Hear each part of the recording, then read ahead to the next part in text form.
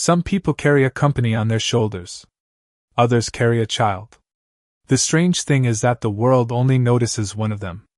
Claire Whitmore stood at the far end of the 42nd floor boardroom, staring through a wall of glass that overlooked downtown Chicago. Below her, traffic crawled through the late afternoon like veins pumping through concrete. Yellow taxis drifted between buses. Tiny figures crossed intersections without ever looking up. The city moved because people believed it would still be there tomorrow. Claire wasn't so sure about her company. The quarterly numbers glowed across a 60-inch display behind her. Red arrows. Missed targets. Delayed contracts. Investors demanding answers. Directors demanding certainty. Everyone wanted something. Nobody wanted responsibility. The meeting had ended 15 minutes earlier, but the tension remained in the room like smoke after a fire. 3 executives had left with nervous smiles. 2 had avoided eye contact entirely. 1 had quietly suggested another round of layoffs. Claire rubbed her temple. 36 years old. CEO of one of the fastest-growing software firms in the Midwest. Featured in magazines. Invited to conferences. Quoted by journalists who called her fearless. Yet at that moment she felt nothing like the woman they described. Her phone vibrated again. Another email. Another problem. Another person expecting her to have an answer. She silenced the screen and slipped it into her blazer pocket. For a few seconds she simply stood there. Quiet. Alone. The city stretched for miles beyond the glass, but somehow the room felt smaller every day. A faint metallic sound broke the silence. Claire glanced toward the hallway. Someone was replacing a recessed light fixture near the executive offices. A maintenance worker balanced on a ladder, his movements careful and unhurried. Most people passed workers like him without noticing. Claire almost did the same. But something about his calmness stood out against the chaos of her afternoon. The man tightened a panel, checked the light, then climbed down. No rushing. No frustration. No visible stress. Just steady focus. His navy work shirt carried a stitched name tag. Marcus Bennett. He gathered his tools and began rolling his cart toward the next fixture. As he passed the open boardroom door, he caught sight of the presentation screen still glowing with charts and projections. He didn't stop. Didn't stare. Just glanced for half a second. Long enough to recognize exhaustion when he saw it. Claire noticed the look. Most people looked at her title. Very few looked at her face. The difference irritated her for reasons she couldn't explain. Marcus offered a polite nod. Nothing more. Then he continued down the corridor beneath the soft hum of fluorescent lights. Claire watched him disappear around the corner. The hallway fell silent again. Yet somehow the silence felt different now. Outside, the city kept moving. Inside, the woman who carried a company stood alone with numbers, expectations, and a pressure few people could see. Somewhere down the hall, a man carrying a toolbox pushed his cart toward the next burned-out light. Either of them knew it yet. But before the week was over, 2 completely different worlds were about to collide. Pressure has a way of making people forget who is standing right in front of them. The next morning arrived gray and cold. A light drizzle painted the windows of Whitmore Dynamics with streaks of silver. By 7:30, Claire Whitmore was already in her office. Her first cup of coffee sat untouched beside a stack of reports. Her second conference call of the day had not even started, and she already felt behind. The building slowly came alive around her. Elevators opened and closed. Keyboards clicked. Phones rang. Somewhere below, delivery trucks backed into loading docks.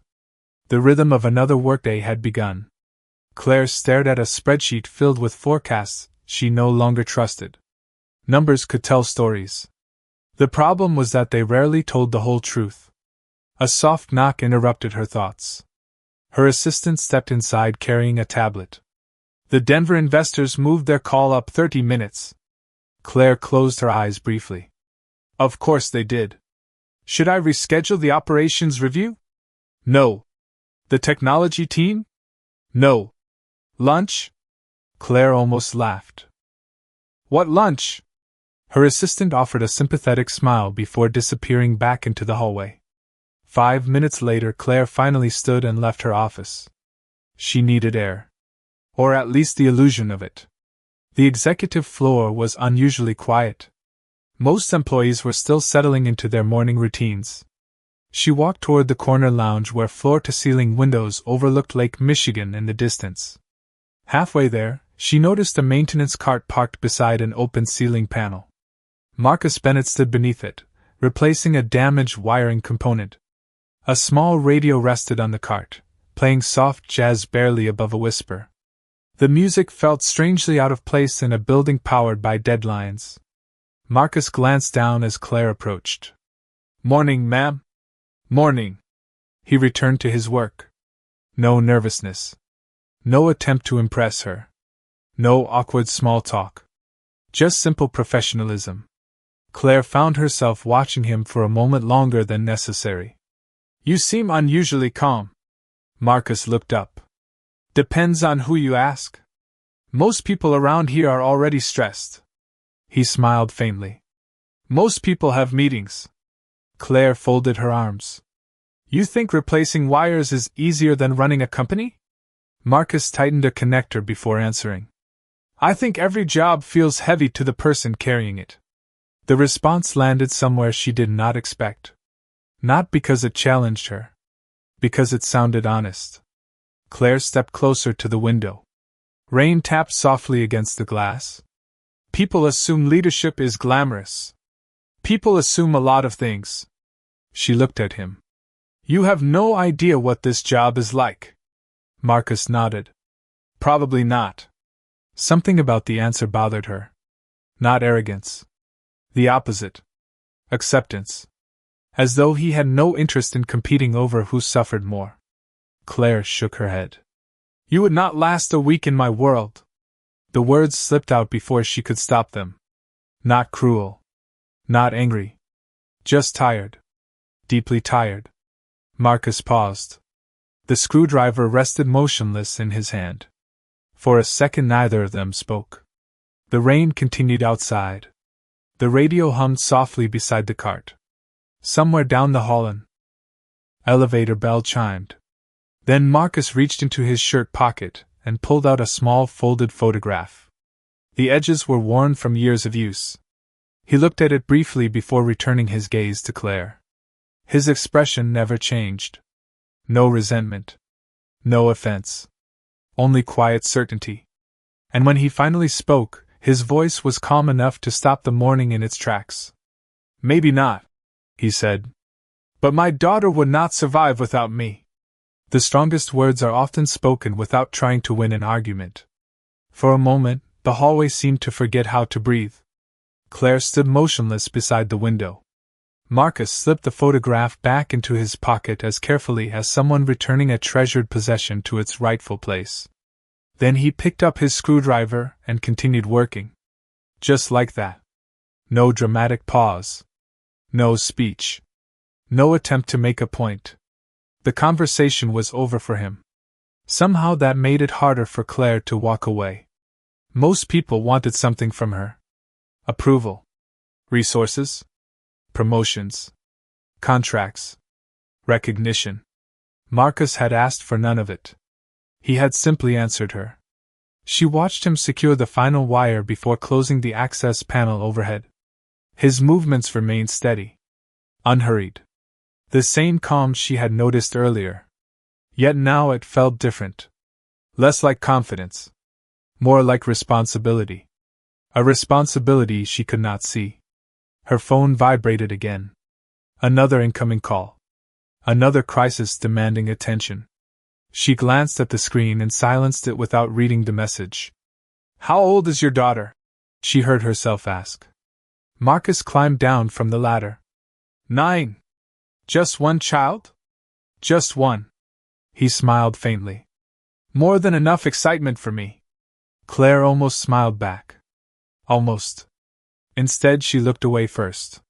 The city beyond the glass appeared blurred beneath the rain.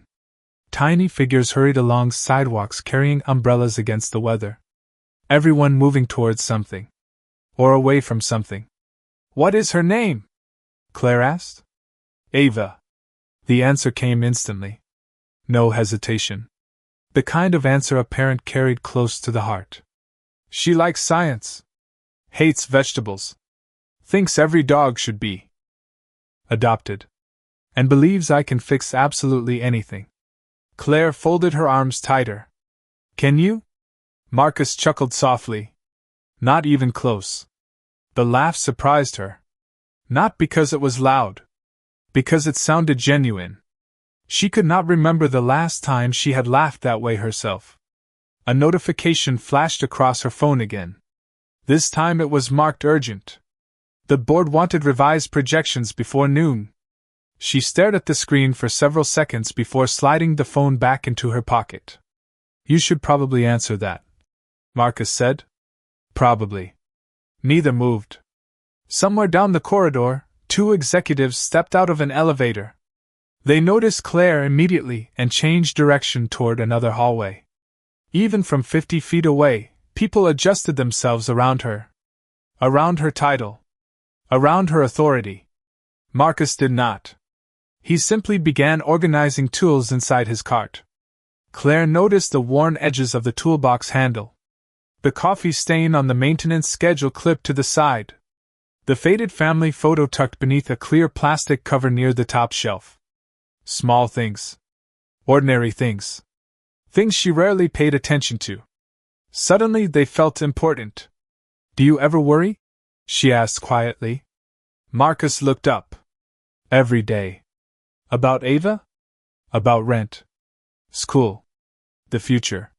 Whether I am doing enough. He shrugged. The usual parent stuff.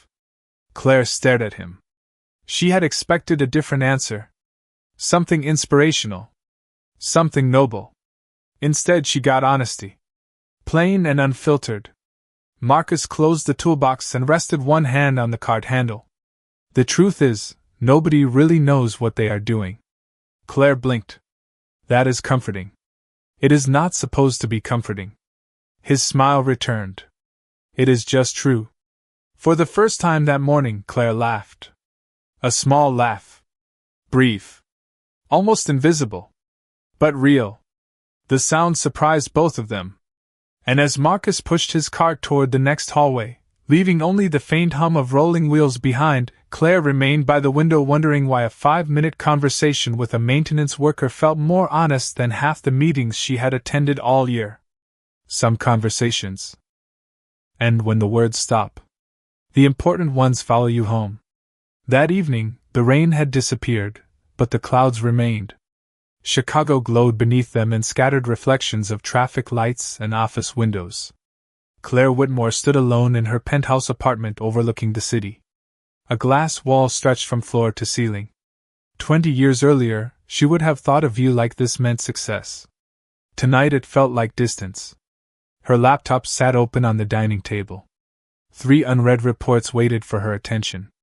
A presentation deck needed revisions before morning. 2 board members had already sent follow-up emails. Yet none of it held her focus for more than a few seconds. She walked to the kitchen, poured sparkling water into a glass, then left it untouched. The apartment was silent except for the faint hum of the refrigerator, and the occasional sound of tires passing 40 stories below. Silence used to feel productive. Lately it felt heavy. Claire moved back toward the window and looked down at the city lights. Thousands of people. Thousands of stories. Somewhere among them was Marcus Bennett finishing his shift. Somewhere was a 9-year-old girl named Ava. She found herself wondering whether Ava had already finished her homework. Whether Marcus was helping her with a science project. Whether he remembered to buy groceries on the way home. Ordinary questions. Strange questions. Questions Claire had never asked herself about anyone who worked in her building. She returned to the dining table and opened a spreadsheet. 5 seconds later she was staring through it instead of reading it. Her mind drifted back to the hallway. To the worn photograph. To the way Marcus had answered without anger. Maybe not. But my daughter would not survive without me. Claire closed the laptop. The words returned again. Not dramatic. Not clever. Just true. Somehow truth lingered longer than impressive speeches.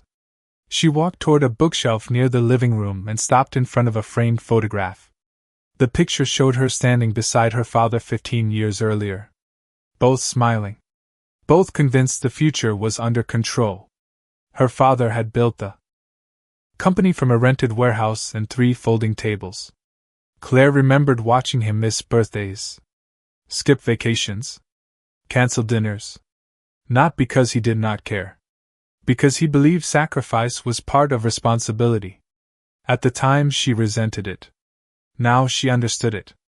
At least she thought she did. Her eyes remained fixed on the photograph. Suddenly a memory surfaced.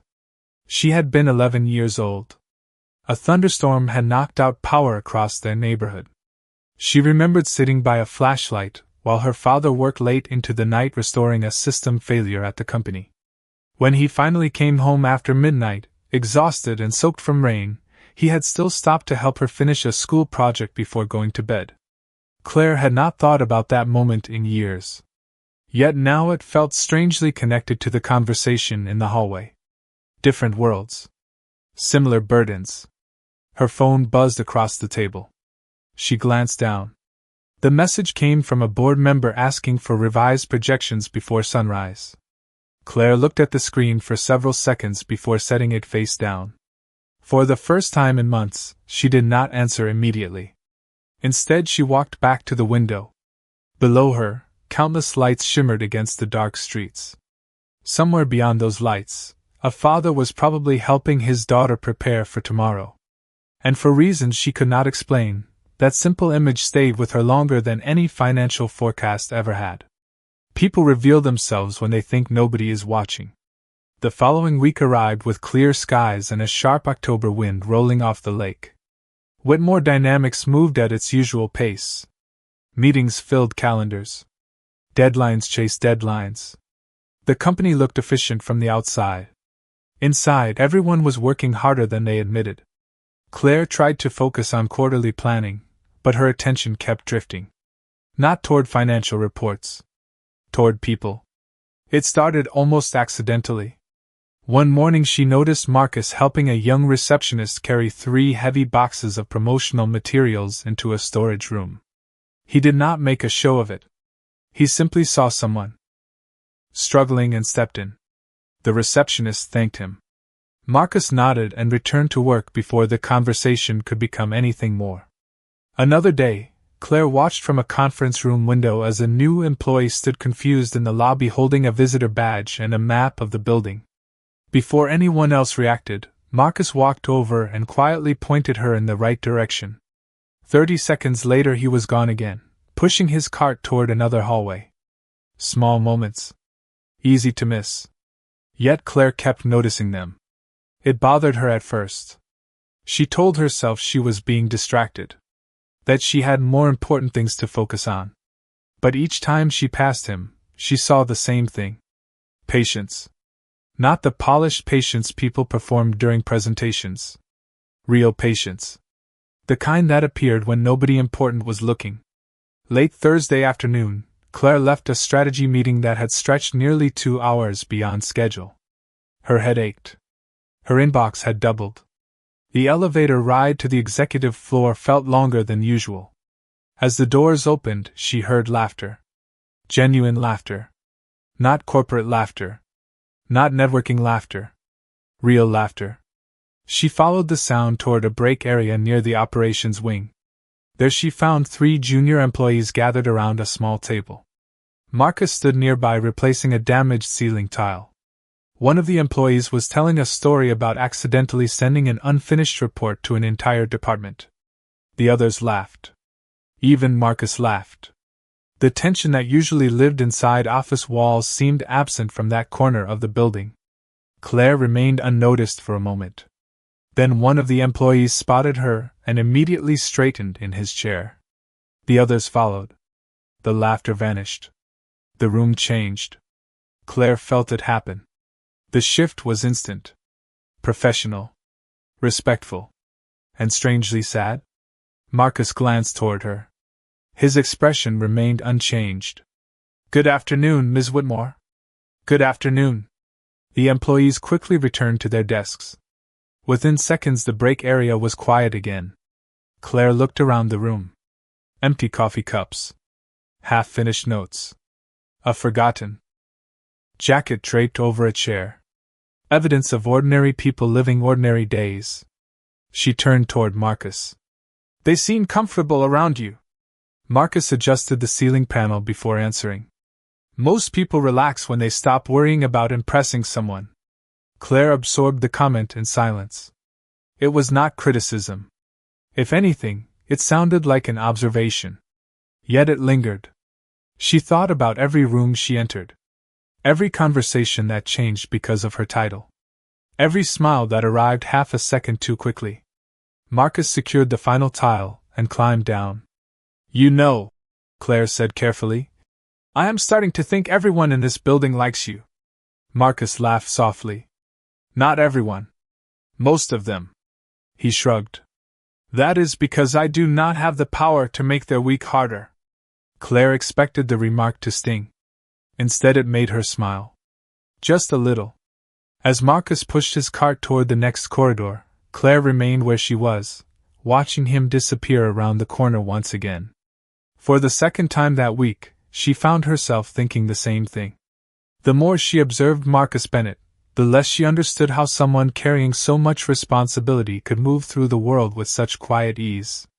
Sometimes the most important truths are revealed by people who are too young to know they are revealing them. The following Saturday morning arrived bright and cool. Sunlight spilled across the city after nearly a week of gray skies. Claire Whitmore rarely worked weekends away from the office, but that morning she found herself carrying a laptop into a small neighborhood coffee shop on the north side of Chicago. She told herself she needed a quieter place to review reports. The truth felt less certain. The cafe smelled of roasted coffee beans and fresh pastries. Soft music drifted through the room. A handful of customers sat near the windows reading newspapers or staring into laptops. Claire ordered a black coffee and chose a table near the back. For nearly 30 minutes she managed to focus. Then a familiar voice caught her attention. Slow down, Ava. The muffin is not going anywhere. Claire glanced up instinctively. Across the room, Marcus Bennett stood near the counter holding 2 drinks and a paper bag. Beside him stood a young girl with curly hair tucked beneath a bright blue knit hat. She could not have been older than 9. Ava. The girl smiled and rolled her eyes in the dramatic way only children could manage. You say that every Saturday. Because every Saturday you forget. Marcus handed her a hot chocolate. Ava accepted it like a priceless treasure. Either of them noticed Claire. She watched quietly as father and daughter settled into a table near the front window. No phones. No distractions. Just conversation. Ava immediately began talking about something involving a school science fair. Her hands moved faster than her words. Marcus listened carefully, occasionally asking questions, occasionally laughing. Mostly listening. The kind of listening that made another person feel important. Claire found herself smiling without realizing it. A few minutes later, Marcus excused himself to pick up napkins from the counter. Ava remained alone at the table, sketching something on a sheet of paper. As Marcus waited in line, a gust of wind pushed open the cafe door. Several pages slipped from Ava's notebook and scattered across the floor. Claire reacted before thinking. She crossed the room and helped gather the papers. Thank you, Ava said politely. You are welcome. Ava looked up and recognized her immediately. You are my dad's boss. Claire blinked. Something like that. Ava grinned. I knew it. How? He talks about work sometimes. Claire carefully handed back the pages. Most were covered with drawings of rockets, planets, and handwritten notes. You like science? Ava nodded enthusiastically. I want to build things when I grow up. Like what? I do not know yet. She shrugged. Something useful. The answer sounded strangely familiar. Then Ava glanced toward the counter where Marcus still waited. Her expression softened. My dad says useful things do not always have to be big. Claire remained silent. Ava continued arranging her papers. He fixes things all day. Yes, he does. But mostly people. The words arrived casually, as if they required no explanation. Claire looked at the girl carefully. What do you mean? Ava thought for a moment. When people are sad, they talk to him. When they are worried, they talk to him. When they think nobody notices them, somehow he does. She smiled proudly. That is why everybody likes him. Claire felt something tighten quietly inside her chest. Not pain. Recognition. Marcus returned carrying napkins and immediately thanked Claire for helping. Ava resumed explaining her science project while he listened with complete attention. Claire returned to her table a few minutes later, but the reports waiting on her laptop suddenly seemed less urgent. Across the room, sunlight spilled through the cafe window onto a father and daughter sharing hot chocolate, muffins, and conversation. For the first time, Claire realized that Marcus Bennett was not carrying responsibility because he had to. He carried it because someone he loved trusted him to. Monday arrived carrying the kind of pressure that turned ordinary hours into long ones. By 8 o'clock, every conference room inside Whitmore Dynamics was booked. Calendars overflowed. Deadlines moved closer. The entire building seemed to operate one heartbeat faster than normal. Claire Whitmore spent most of the morning moving between meetings. Investors wanted updates. Department heads wanted approvals. Legal teams wanted signatures. Everyone needed something. By noon, she had spoken to more than 50 people and remembered almost none of the conversations. The day felt like a blur of polished tables, presentation screens, and carefully chosen words. Shortly after 1 o'clock, she escaped to her office carrying a folder thick with budget revisions. The silence felt like a relief. For nearly 10 minutes she managed to focus. Then she noticed a small envelope resting beside her keyboard. No logo. No signature. Just a handwritten note from her assistant. Found this in reception. Thought you might want to see it. Curious, Claire opened the envelope. Inside was a folded sheet of construction paper decorated with colorful marker drawings. Stars. Planets. A rocket ship. Across the top, written in large uneven letters, were the words "Thank you for helping my dad have a good day." Claire blinked. She turned the page over. On the back, another note appeared in a child's handwriting. My name is Ava. Dad said being kind matters even when nobody sees it. Thank you for being nice to him.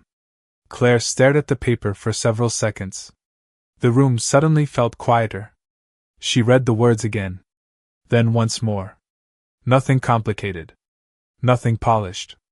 Just sincerity. A few minutes later she called her assistant. Where did this come from? Her assistant smiled immediately. A little girl dropped it off this morning before school. She said it was important. Claire looked back at the drawing. She came here? With her father. He was starting his shift. The assistant hesitated. She seemed very proud of him. After the door closed again, Claire remained alone with the paper in her hands. Through the office window she could see employees crossing the floor below. Meetings continued. Phones rang. Business moved forward. Yet somehow her attention remained fixed on a child's drawing. She thought about all the awards hanging on her office wall. Industry recognition. Leadership honors. Articles framed behind glass. None of them carried the warmth contained in a single sheet of construction paper. Later that afternoon, Claire left her office and walked toward the operations wing. She found Marcus repairing a malfunctioning door sensor near a conference room. As usual, he worked with quiet concentration. Marcus. He looked up. Ms. Whitmore. Claire held up the folded paper. The moment he recognized it, he closed his eyes briefly and laughed. I was afraid she might do something like that. She wanted to thank me. She likes thanking people. He shook his head. Last month she wrote a thank you card to a crossing guard. Claire smiled. She is a remarkable kid. Pride appeared in Marcus's eyes for only a second. Yet it transformed his entire face. She really is. The hallway fell quiet. Claire glanced once more at the drawing before carefully folding it again. You know, she said softly, I think she may have brightened my entire week. Marcus smiled. That tends to happen around Ava. For a moment neither spoke. Employees passed in the distance. Elevator doors opened and closed. Somewhere nearby, someone laughed. Ordinary sounds. Ordinary moments. Yet Claire realized something important standing there beside a maintenance cart and a repair door sensor. Every person in the building knew her because of what she had built. Ava loved Marcus because of who he was. And for the first time in a very long while, Claire wondered which achievement mattered more. The hardest days rarely announce themselves in advance. They arrive looking exactly like ordinary ones. 3 days later, Claire Whitmore remained in the office long after sunset. Most of the building had emptied. The executive floor felt unusually still.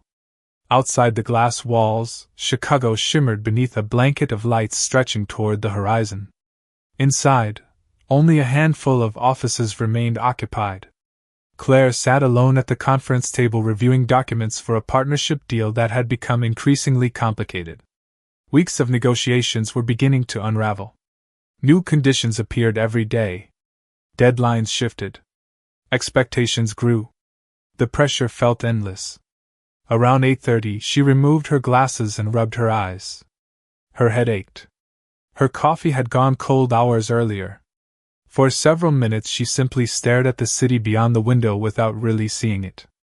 Somewhere along the way, exhaustion had become normal. Success had become maintenance. Achievement had become another obligation. Her phone buzzed again. Another message. Another request. Another problem waiting to be solved. She did not pick it up. The silence that followed felt heavier than the notification itself. For the first time all evening, Claire admitted something she rarely allowed herself to think. She was tired. Not physically. Deeply tired. The kind of tiredness that settled somewhere behind the ribs. The kind that came from carrying responsibility year after year without ever setting it down. She closed the file in front of her. The room felt completely silent. Then came a soft knock.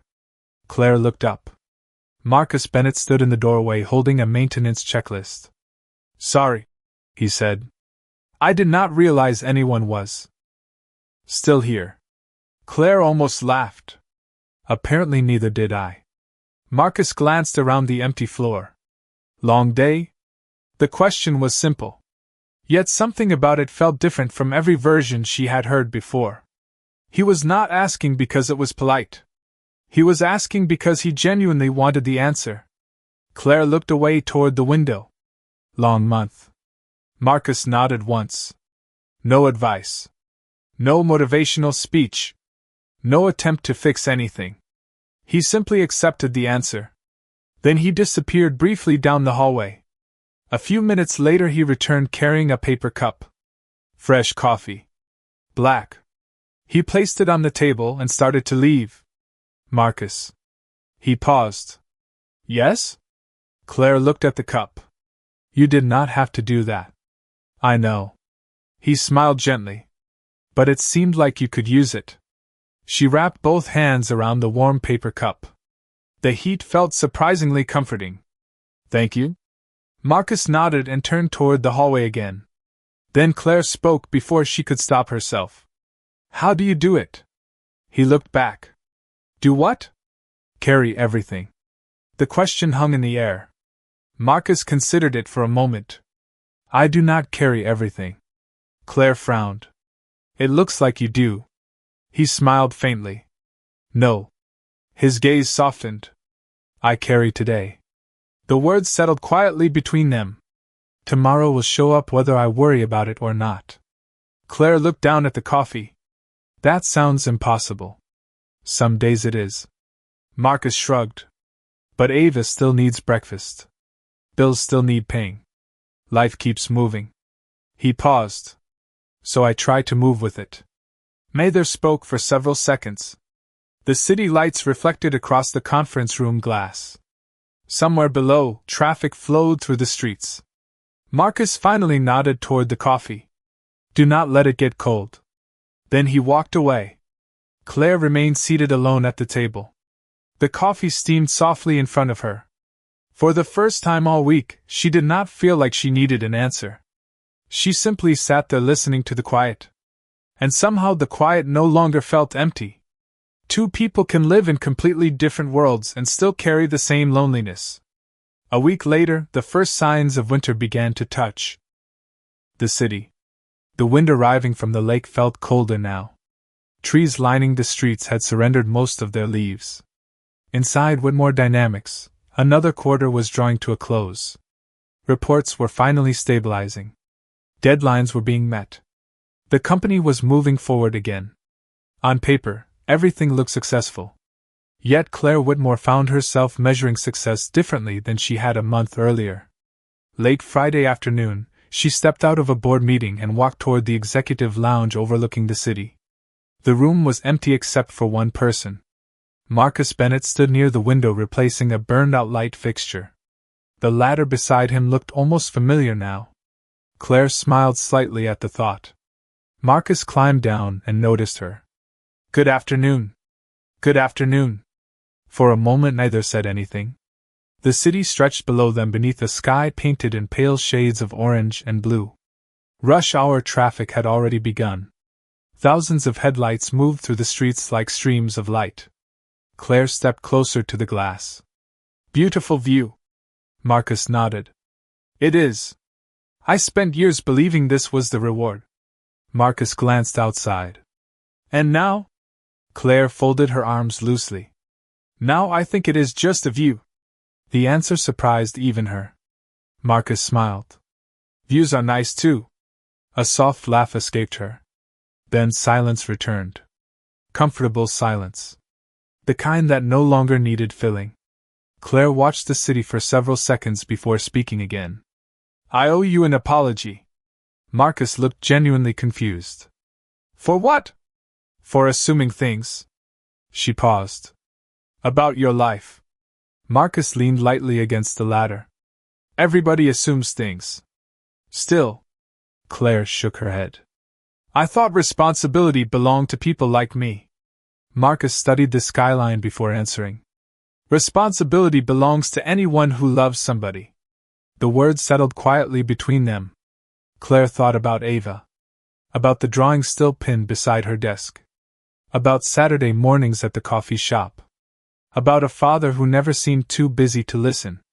She thought about herself. About years spent chasing achievements that always moved farther away. About boardrooms. Awards. Endless expectations. About how lonely success could become when nobody knew the person behind it. Finally she turned toward him. "Maybe your world is harder than mine." Marcus immediately shook his head.